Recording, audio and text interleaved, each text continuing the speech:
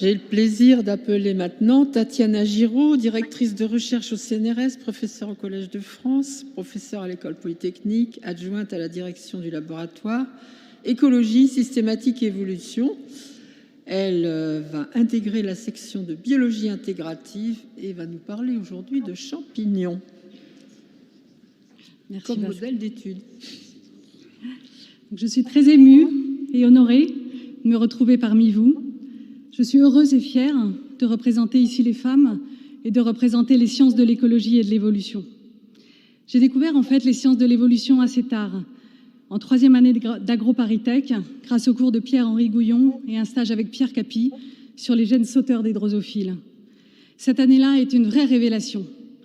J'ai enfin eu le sentiment d'avoir les clés, tout d'un coup, pour comprendre des questions scientifiques parmi les plus fondamentales.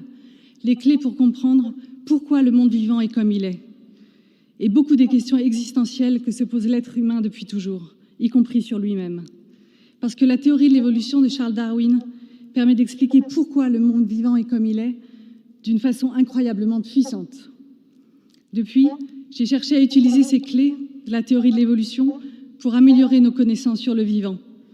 J'ai par exemple cherché à comprendre pourquoi il y a autant d'espèces sur Terre, pourquoi il existe toujours des parasites alors que leurs hôtes évoluent pour devenir résistants, pourquoi il existe des parasites mais plus ou moins virulents, pourquoi certaines espèces sont capables de coopération, pourquoi il existe des mâles et des femelles chez la plupart des espèces animales et végétales, mais pas chez les champignons par exemple.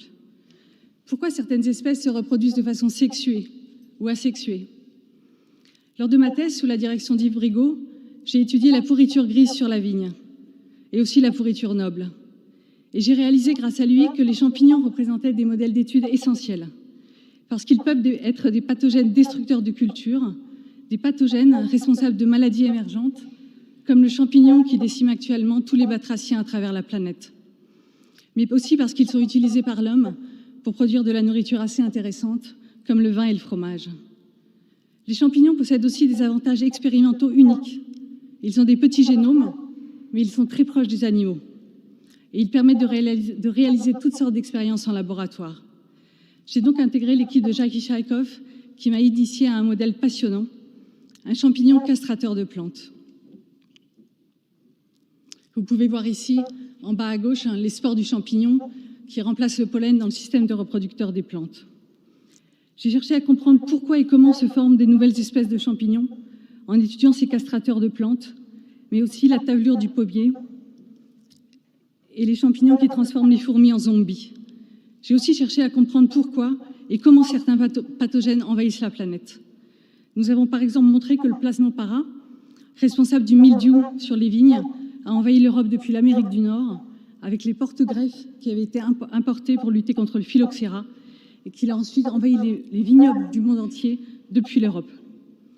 J'ai aussi utilisé comme modèle les champignons domestiqués du fromage, les champignons qu'on utilise pour affiner le fromage, pour comprendre comment les populations arrivent à s'adapter très rapidement à un nouvel environnement, en l'occurrence s'adapter à l'environnement plante, à l'environnement fromage.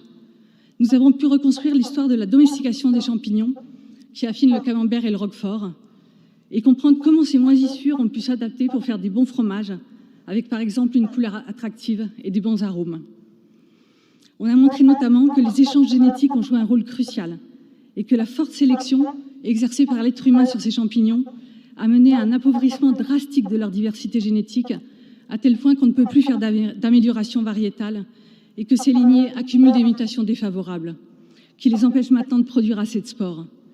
Ces découvertes sont importantes d'un point de vue appliqué pour l'utilisation durable de nos variétés cultivées, mais aussi d'un point de vue fondamental pour comprendre comment le vivant peut s'adapter ou ne peut s'adapter à des nouvelles conditions.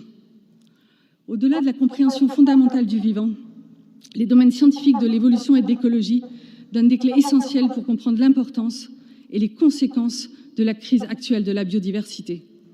Nous vivons une période où l'humanité et la communauté scientifique ont des moyens sans précédent, mais font face également à des défis uniques dans leur histoire, comme des pandémies mondiales, des maladies émergentes sur les cultures et les écosystèmes naturels et une 6e extinction de masse qui menace gravement la biodiversité et qui menace donc tous les services écosystémiques dont l'être humain dépend absolument.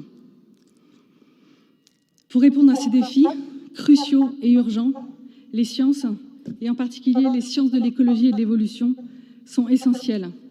Alors justement que nous vivons la montée d'une défiance inquiétante envers la science.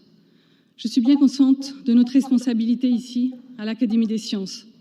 Remporter ces défis passe en particulier par l'enseignement de la science aux jeunes générations et au grand public, ainsi qu'aux décideurs, comme je m'efforce de le faire à l'École polytechnique et au Collège de France. Pour conclure, je voudrais remercier celles et ceux avec qui j'ai eu la chance de travailler et d'enseigner, les femmes et les hommes qui m'ont formée et soutenue, mon équipe qui rend le travail scientifique au jour le jour passionnant. Je remercie mes collaborateurs, étudiants et ingénieurs, car nous savons tous ici à quel point le travail scientifique de nos jours est un travail d'équipe. Et je sais la chance que j'ai d'avoir cette équipe-là. Je remercie le CNRS, l'Université Paris-Saclay et le laboratoire ESE, qui ont su maintenir un climat fertile de coopération malgré les vents contraires. Je remercie ma famille et mon homme, qui a su comprendre que je sois toujours en train de ramasser diverses pourritures et à promener ma biblio sur tous les chemins. Je voudrais aussi rendre un hommage particulier à ma grand-tante Marthe Gauthier, dont le rôle crucial dans les découvertes de la cause génétique de la trisomie 21 n'a été reconnu que très tardivement. Je vous suis reconnaissante de m'accueillir parmi vous, d'avoir choisi des femmes et des représentantes des sciences de l'écologie et de l'évolution, et je tiens à vous remercier chaleureusement pour votre confiance.